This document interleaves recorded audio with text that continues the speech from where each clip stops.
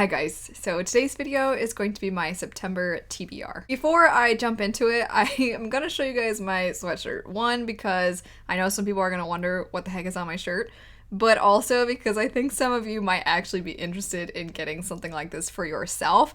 And it is Alphonse from Full Metal Alchemist when he goes into like derpy mode. I thought it was hilarious. It made me super happy, and I got it from Redbubble. This isn't sponsored. I have worked with Redbubble in the past, but this isn't sponsored. It was just a sweatshirt I got that I thought some of you might like. But anyway, jumping into the TBR. In a sense, I kind of have two September TBRs. One of them would be a list of books that were on my summer TBR that are kind of higher priority that I would really like to get around to. And then the other would be a bunch of books that are very fall themed that I actually want to try to get around to before fall. The only problem is I made such a big list of books that I want to try to get to before fall officially starts that I might need some of your input as to what you think I should read first. So if there's a book that you would really like me to prioritize from my before fall reads, just go ahead and leave that in your comment, and then that way I can type in the name of these books and see which ones come up the most often.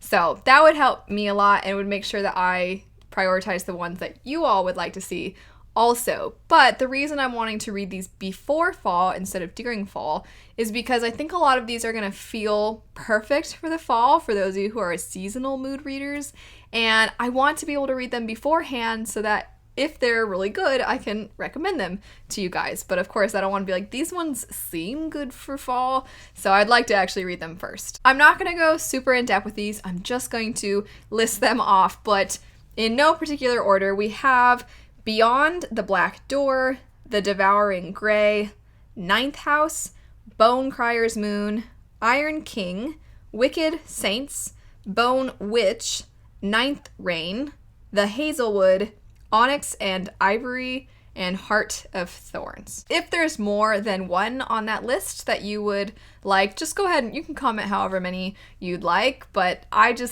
have so many that I want to try to read. Apparently the word ninth is common in books that seem fall-ish, and then the word bone, which makes sense for like necromancy. Jumping into the official TBR though, the first one would be Night Watch. This is a translated work, and I'm trying to branch out and not only read outside of fantasy a little bit more, but I also would like to try to read more translated works. I loved the Witcher series, and that's basically the only translated thing I have read. So I really want to jump into this. I think that this is gonna have sort of a good vibe for fall also, because it seems like there's gonna be monsters.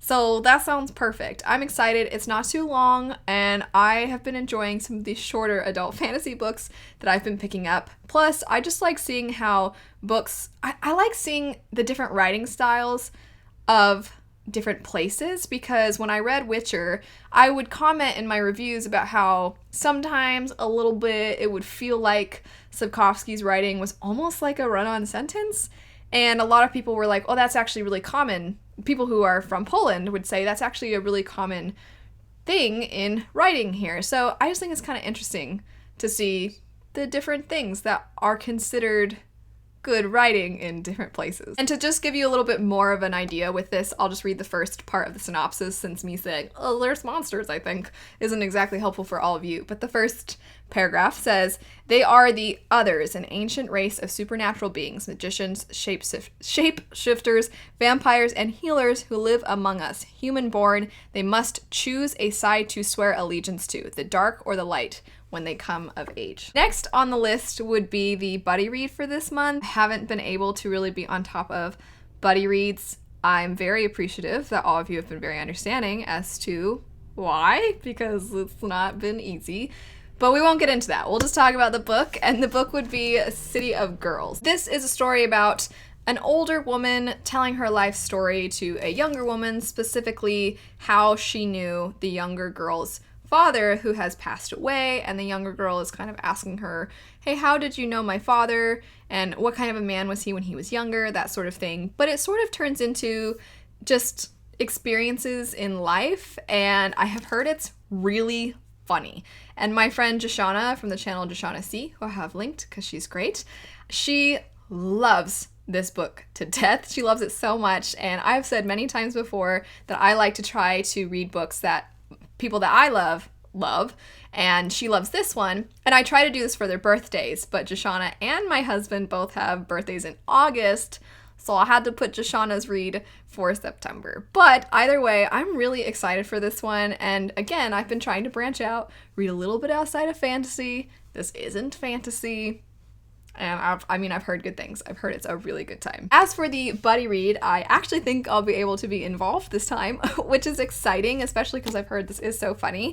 And that's going to be taking place over on Byzan's, who is the sponsor of this video. Byzan's main focus as an app is buddy reading, which is great because that is the function that they are going to try to be specifically gearing everything toward. And you can categorize your books as want to read, read, or currently reading, and then they have different chat groups for those things, which is wonderful because not only can you buddy read books with people as you are reading the book, but you can also go back if you've already read it, you can see other people's thoughts, and they have different chats. So you can have an ongoing chat with people, which is kind of like one big group chat, or you can have specific sections that you want to discuss. Maybe you want to discuss something really awesome that happened in chapter 4, but you don't want to have spoilers. So you can go to that section, you can label those specific parts, and it's great to have everything labeled for your own organization. Next up are a couple of sequels to books that I have been wanting to finish up these trilogies.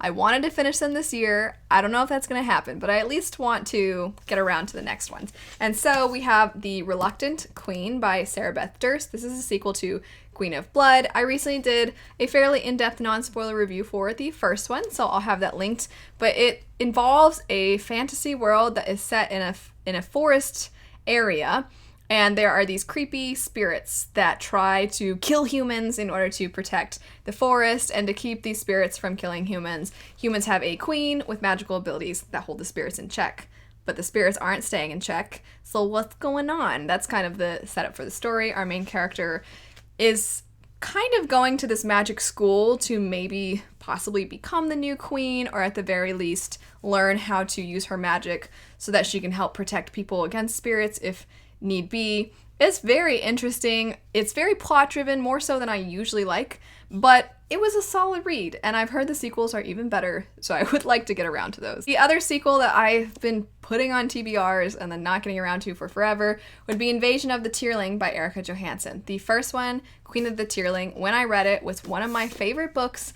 The year I read it, I loved it so much. I thought it was phenomenal. I loved the main character, Kelsey. I thought she was realistically flawed in that she always did what she had to do to get stuff done. She's the heir to this throne, and on her birthday, where she is of age to take the throne, the book starts with assassins coming after her because the people who have been her placeholders have started to like the power and they don't really want to give up that power. And not only does she have to deal with that, but she also has to deal with a force outside of her country that wants to take her country over. So she is pushed into action right from the start, but she's clever, she's interesting, but she also has a lot of doubt and she's self-conscious, and those things are more in her mind. So you see that part of her, and I think that part kind of makes you feel connected to her because it's very relatable, but she doesn't let those things, those insecurities, affect what needs to get done. So for example, she kind of doesn't think she's that pretty,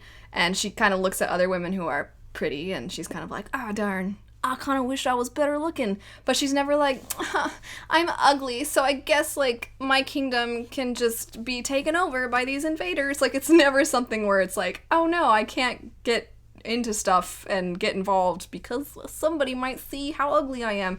And I don't even think she's actually ugly. I'm getting off on a really, really unimportant tangent. What I'm saying is, I feel like she has these insecurities that make her very realistic and they endear you to her. Maybe they might even frustrate you sometimes, but she gets down to business, which I liked. And like I said, she's clever. However, I have heard such mixed things about the sequels.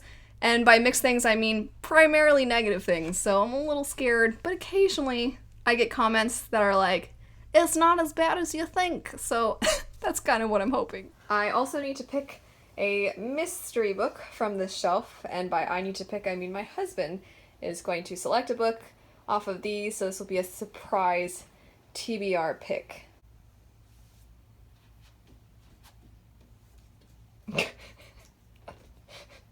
Such a troll.